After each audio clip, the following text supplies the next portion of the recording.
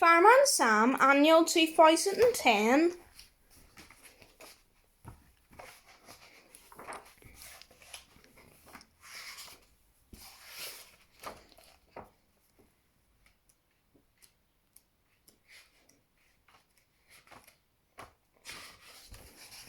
Bah, bah, baby. It was a cold and wind blowing outside, and everyone was feeling the chill. Bronwyn was in the cafe trying to think of warm thoughts. I am not cold, I am not cold, she said over and over. Charlie had brought an electric heater to help warm things up. This should keep us cozy until Mike can fix our boiler, he said. Just remember that heaters can be very dangerous. Don't put any on top of it, including wet towels. That's how the fire starts, Charlie warned. Outside, James and Sarah were trying to find Norman. They looked everywhere. Wee, wee, wee. Wait, said James as they walked along the quiet road. Can you hear baby crying? Sarah followed the baby noise and she peeped over a wall and found Norman. He was with his pet sheep Willie and a little lamb. James thought it was a baby. Sarah laughed. James was cross. I did not, and if I did, so did you, he said. The little lamb bleated again. Mee, bee. It did sound like a lot like a baby. Sarah had an idea. She thought it would be funny to pretend the lamb was a baby. Norman, can I borrow your lamb, please? She asked. At the fire station, Station Officer Steele was feeling the cold too. Penny jogged on the spot. If you keep moving, sir, you stay warm, she said. Sam smiled. Not energy has as much as energy as you do, Penny.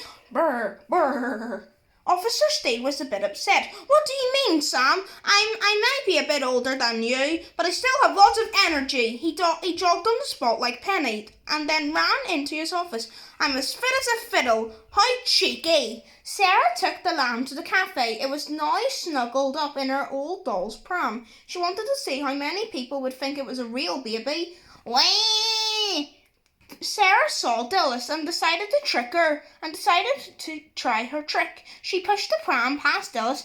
Oh, a baby, smiled Dillis. Oh, what an unusual face. All of a sudden it started to rain, so Sarah hurried home. The heater had warmed up at the cafe. Poor wet lambykins, just let me take off my jumper and I'll get a towel for you. Sarah popped her jumper onto the heater to dry and went upstairs to fetch a towel.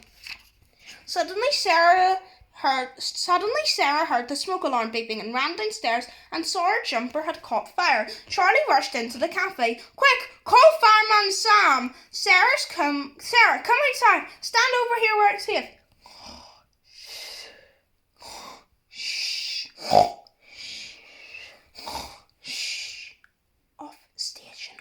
Station Officer Steele had done too much jogging for one day.